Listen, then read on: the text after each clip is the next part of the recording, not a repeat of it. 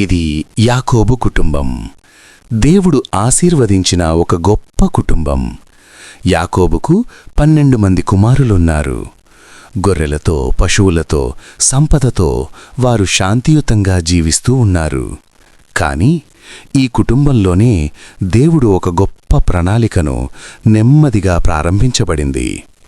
యోసేపు యాకోబుకు ఎంతో ప్రియమైన కుమారుడు. తండ్రి అతనిని ప్రత్యేకంగా ప్రేమించాడు. అందుకే యాకోబు యోసేపుకు రంగురంగుల వస్త్రాన్ని ఇచ్చాడు. ఇది చూసిన అన్నదమ్ముల హృదయాల్లో అసూయ మొదలైంది.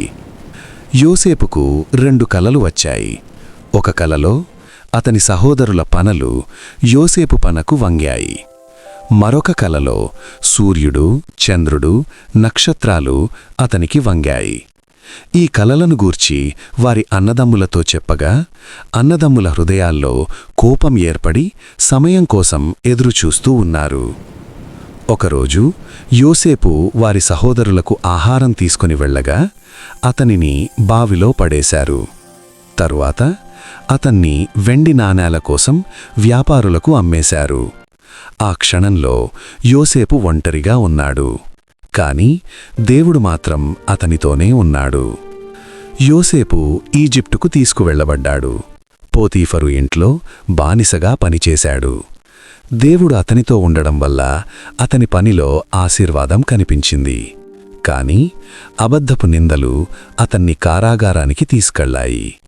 కారాగారంలో కూడా దేవుడు యోసేపును విడిచిపెట్టలేదు. అక్కడ యోసేపుకు కలలు అర్థం చెప్పే జ్ఞానమిచ్చాడు. అది నెమ్మదిగా ఫరో రాజు వరకు చేరింది. ఫరో కలకు యోసేపు అర్థం చెప్పాడు. 7 సంవత్సరాల సమృద్ధి, తరువాత 7 సంవత్సరాల క్షామం. ఈ జ్ఞానాన్ని చూసి ఫరో ఆశ్చర్యపోయాడు. యోసేపును ఈజిప్టుకు 2వ అధికారిగా నియమించాడు. బానిసగా వచ్చిన యోసేపు ఇప్పుడు దేశాన్ని నడిపిస్తున్నాడు. దేవుడిచ్చిన జ్ఞానంతో అనేక ప్రాణాలను రక్షించాడు. ఇది మనుషుల పని కాదు, ఇది దేవుని కార్యం.